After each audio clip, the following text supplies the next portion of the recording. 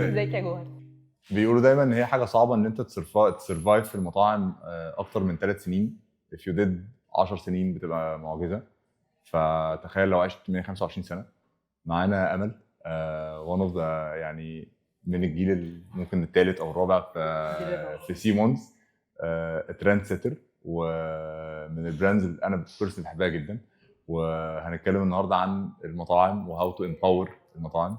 ازيك يا جوهر؟ عامل ايه؟ اولا this means so much coming from you. يعني انت فودي تفهم في الاكل، وكمان يعني مش هتكلم كمان عن كمان البيزنس باك جراوند بتاعتك في الاكل وكده، فدي coming from you حاجه كبيره قوي. فام so glad to be here with you. بس انا كويس. انت عامل ايه؟ انا كويس. you are the superstar of the setup. فهنتكلم عليكي اكتر بكتير ما هنتكلم على ايه. my pleasure. احكي لنا الاول ايه اللي الناس بقى يعني مين امل؟ بتعملي ايه؟ باك جراوند ايه؟ اوكي، مين امل؟ انا امل. عندي 24 سنه. بعمل ايه؟ انا اشتغلت من وانا صغيره جدا، يعني قبل ما يعني كنت بدات في حته الشغل دي من وانا عندي 10 سنين، لان هو احنا من الجيل الاصغر في العيله، وبابايا كان في الموضوع الفود بيزنس ده طول عمره. الاول في ميريت في امريكا، وبعدين رجع قرر يتفرغ لموضوع سيمنز والبراند والفود بيزنس. فاحنا من واحنا صغيرين بابايا عنده منتاليتي ان احنا لازم نكون بنشتغل من واحنا صغيرين، وما عندوش فكر اللي هو انا هخلص بقى جامعتي وارجع اجيب بقى عربيه وساعه وامسك ادخل في البيزنس. فما كانش ده الفكر، كان الفكر ان احنا من واحنا صغيرين سواء انا او اخواتي لازم بننزل بنشتغل. حتى انا بنت، بس كان عندي المايند سيت بتاعت ان انا لازم اكون بشتغل. وانا بطبعي بحب اكون ناجحه، يعني بحب بقى في المدرسه مثلا لو في امتحان بحب اجيب اعلى درجه فيه، احب اجيب فول مارك. انا فاكره وانا كان عندي سبيلنج بي مره في المدرسه، لو بنعمل سبيلنج للكلام، وخسرت. البنت اللي قدامي كانت جايه جديده، كانت شاطره جدا، وانا كنت غيرانه ناقص يعني شاطره. ففضلت انا وهي نقول لحد ما الكلام خلص اللي احنا حافظينه، يعني احنا في كلام ليست نحفظها، الليست خلصت، فجابوا لنا كلمه ريسيفد انا فاكراها. خسرت عشان قلت الاي قبل الاي. قلت الاي قبل الاي. فالخساره وقتها بالنسبه لي كانت هيوج، مش عايزه اخسر. ومن ساعتها وانا بحب وات ايفر اي دو اعمله، انجح فيه واعمله صح. مع ان انا بابايا كان بيزقني انزل اشتغل من وانا عندي 10 سنين. كنت بقى ويدي تيكر في سيمنز، كنت بقعد ارد سيمنز مساء الخير في رمضان، وارد الاقي ناس كبيره وانا باكت لك ان انا واحده كبيره مع ان انا طفله. فده كبرني، مع ان انا طول الوقت في نظره بابايا ليا بيثق فينا، يعني مديني سبيس اكبر مني. فكنت طول الوقت بحاول ابقى قد التشالنج ده. كبرت وبعدين زودنا اريجاتو في التشين. اريجاتو زي سوشي ريستورانت، انت ما جربتوش بس وعيد انك هتجربه الاسبوع ده. ففتحنا اريجاتو، وكنت برضو مع بابايا every step of the way. وكنت بشتغل هوستس، ريستورانت هوستس في المطعم. يعني كل يوم جمعه وسبت انا في المدرسه، فيوم الخميس بعد الظهر والجمعه والسبت البس بلاك سوت. انا رحت اشتريت بلاك سوت وانا عندي 11 سنه باين من H&M انا فاكره والله. وكنت بقف ابقى هوستس واقعد ناس وكده. فطول عمري متعوده على فكره الشغل بس. وبعدين كنت بذاكر للفاينلز بتاعت المدرسه بتاعتي في اريجاتو وفي سيمنز وانا بشتغل. دخلت الجامعه، كنت بقى قبل ما اتخرج من المدرسه حصلت حاجه كانت يعني تيرنينج بوينت، ان كان في دايما كان في ماركتنج تيم، وانا كنت باوفر سي الماركتنج تيم طول الوقت. بعدين كان في ماركتنج دايركتور بتمشي، فبيقولوا لها بتسال بابايا هعمل الهاند اوفر لمين، فقال لها تعملي هاند اوفر لامل. انا كنت معاكم ببص انا على الجروب، يعني انا عندي 10 جروبس سيمنز ماركتنج تيم على مر السنين، بس انا عمري ما كنت انا الهيد البراند كبير زي ده. فانا افتكرته بيهزر، او مش بيهزر، بس اللي هو هيديني الهاند اوفر وانا هسلم لحد تاني. فقال لي لا انت فعلا خلاص هتمسكي. فحسيت ان انا اترميت في البحر. انا بشتغل كل ده، بس انا برضو انا صغيره ولسه في الجامعه. فقلت له ماشي. وكنت وقتها فاضل اسبوعين على رمضان which is the huge season، وعلى افتتاح فرع التجمع. فرع التجمع ده it's a turning point. الواحد مثلا انت عرفت البراند من فرع التجمع، فده كان turning point. لا ما عرفتوش من فرع، بس بقيت من الناس اللي بجرب. فانا عندي الافتتاح وعندي رمضان وانا عندي 18 سنه وعندي صحاب وعندي عيد ميلادات وعندي جامعه وعندي حياه بس. طول الوقت نظره ان لا انت كبيره لازم تبقي قد المسؤوليه دي كانت بتزقني. عارف في ناس بتقول لك تساله اتعلمت السواقه ازاي، يقول لك بابايا سوقني وانا اتعلمت لوحدي. انا مش اتعلمت لوحدي، طبعا الدراسه والمنتورشيب بتاعت بابايا والاكسبيرينس اللي عندي ساعدتني، بس حاجات كتير قوي من اللي انا اتعلمتها along the journey كنت حاسه ان انا inferior قوي ومش عارفه اعملها، بس جربتها وعملتها وبس. انا اصلا الانيفرساري بتاعتي ورك انيفرساري كان بقالها من كانت من شهر تقريبا، لقيت نفسي بشتغل بقالي 7 سنين. طيب بالمناسبه بقى الورك انيفرساري، اوكي يورجي بيبقى من اكبر المشاكل اللي الفاميلي بيزنس بتقابلها الترانسفورميشن من جيل للتاني للتالت كده. فبسبب ممكن يبقى فرق بيس في اوقات، ممكن يبقى شويه لاك اوف تراست او نولج او حاجات كتير قوي. بالظبط. انا بشوف ان انتوا من انجح البراندز اللي عرفت تعمل ده. يعني انتوا دلوقتي I think you're taking over in a way or another, you have your responsibilities جوه البراند. فاحكي لي بقى عن الترانسفورميشن ده، انتوا يعني خدتوا التراست دي ازاي؟ احكي لي كده ايه هو انا زي ما بقول لك، احنا دايما بابايا عنده مدرسه فكر انك ما ينفعش ابدا تبقى باص في حاجه او تبقى تيك اوفر بيزنس انت ما كنتش بداته من تحت، عشان هو كان بيعمل كده. يعني هو بدا الشغل الاكل ده من جوه المطبخ. فازاي احنا بنتيك اوفر؟ يعني مثلا اخويا بيشتغل من وهو صغير في المطبخ، يعرف دلوقتي يماستر البقلاوه تتعمل ازاي، برودكت جديد عارف بيتعمل ازاي. انا نفس الكلام بدات من تحت. فدي كانت اول بوينت التراست، هو علمنا ازاي، يعني طريقه اللي هو علمنا بيها الاول، فكان مشغلنا من تحت. فبقينا لما كبرنا بقينا دلوقتي، يعني انت دلوقتي بتتكلم معايا انا مش يعني I'm here for a reason، لان انا بدات الموضوع من وانا صغيره، فبالتالي الباك جراوند بتاعتي كبيره فيه مع الاكسبيرينس. فدي كانت نمبر 1. نمبر 2 ان انا برضو بشوف ان دي الحمد لله من الحاجات اللي مخليانا ناجحين في حته الترانسفورميشن دي، ان طبعا في منتورشيب وفي اكسبيرينس وفي يعني حاجات هو علمها لنا، بس برضو حجم الثقه كبير. وانا بشوف ان دي حاجه يعني يعني بالنسبه لي وبالنسبه لاخويا الحمد لله ذات واز ذا كيس، ان دي حاجه غاليه قوي انك تديني براند كبير زي ما انت قلت عمره 125 سنه، ده شقه عمرك، ده تعبك، فانك تسلمني اسم زي ده طول الوقت حسيت انها مسؤوليه كبيره، وحسيت انها ورث ان انا وانا في الجامعه في عيد ميلاد مش عارفه مين مش هروحه هضحي، في عندي امتحان بكره فاقعد اذاكر وبالليل عندي شغل، فابقى سليب ديبرايفد لفتره ما علشان ده. فبرضو ان هو الثقه دي كانت دايما بتخلينا نعمل نجو above and beyond عشان نبقى قد الثقه دي، وده اللي نجح موضوع الترانسفورميشن. وحاجه اخيره برضو فكره ان احنا مع يعني في برضو احنا صحاب وعندنا فيجن واحد واحنا مقتنعين، عندنا ثقه برضو ان في باص واحد، احنا كبرنا وتيكينج اوفر، فهو مدينا سبيس ان احنا ناخد قرارات في الحتت بتاعتنا. ودايما كان بابايا يقول لي، انا فاكره كنت اول ما اشتغلت انا خايفه، فاجي له مثلا عامله 2 باكج ديزاينز اقول له دي ولا دي، يقول لي يور كول، اقول له يعني دي ولا دي؟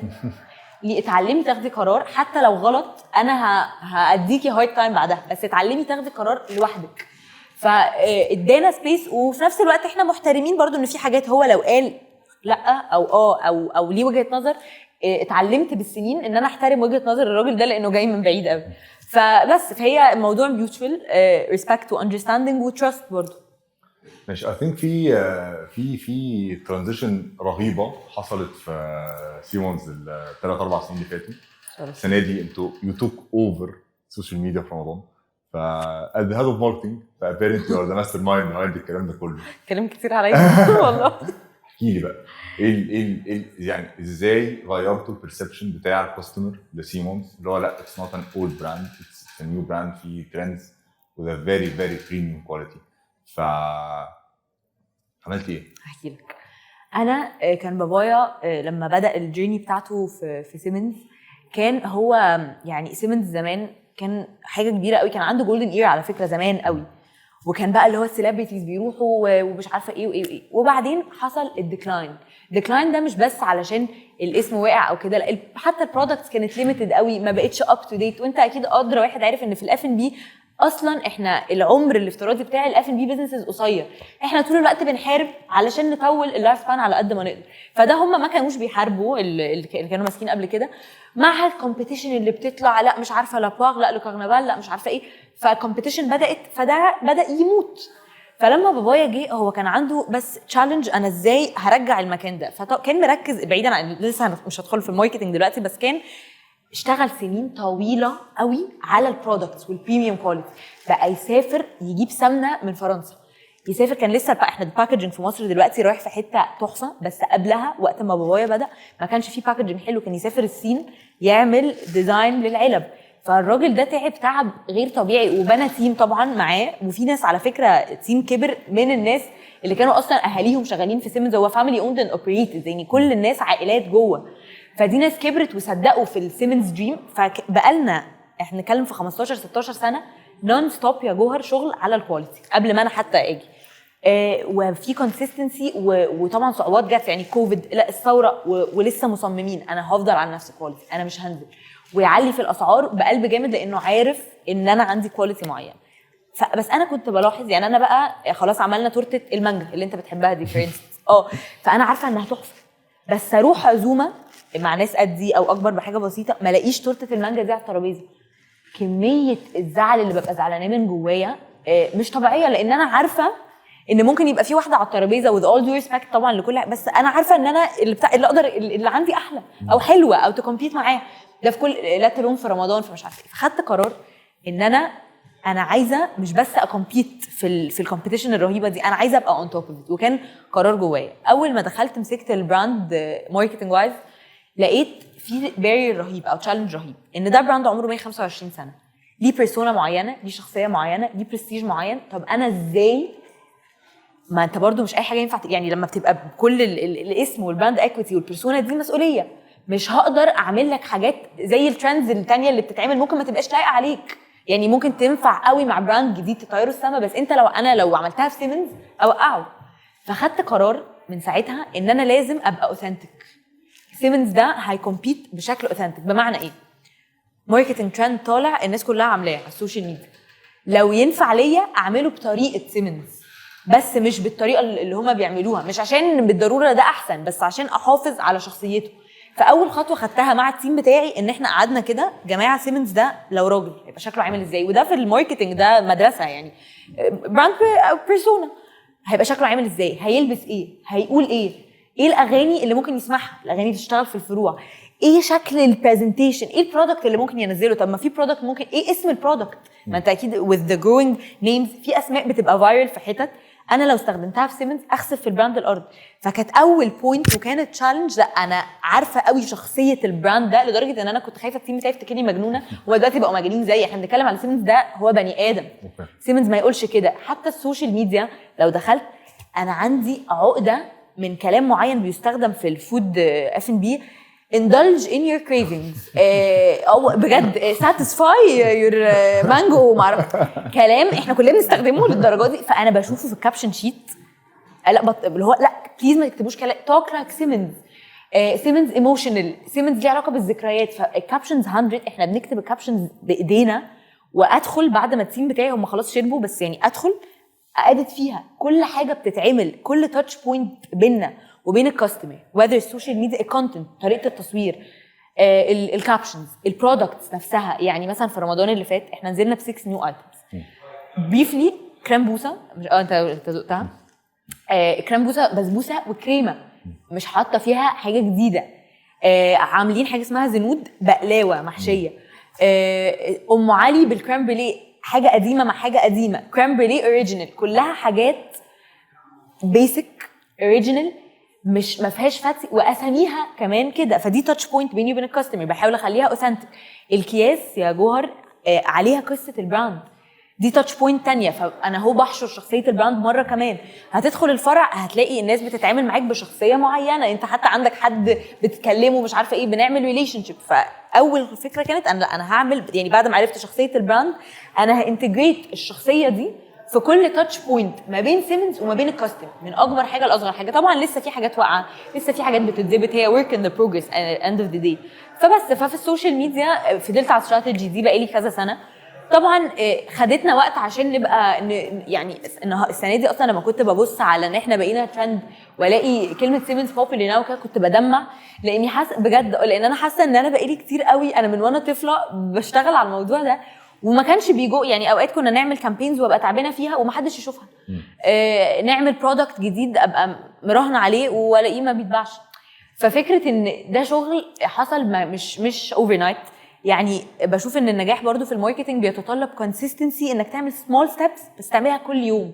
فاحنا مش بس عملناها كل يوم، احنا بدنا نعملها كل يوم بكذا سنه، مع الاحتفاظ ومع انا هانسست ان انا زي ما هكون مع سيلف في حياتي، زي ما انا قاعده دلوقتي بتكلم معاك بطبيعتي وبشخصيتي الحقيقيه، انا كمان سيمنز هيبقى himself all the way. ماليش دعوه انفلونسر كامبينز بتتعمل، ماليش دعوه مش عارفه ايه بيتعمل، ماليش دعوه، انا هشوف شخصيه البراند بتعمل ايه وهتكلم لغته.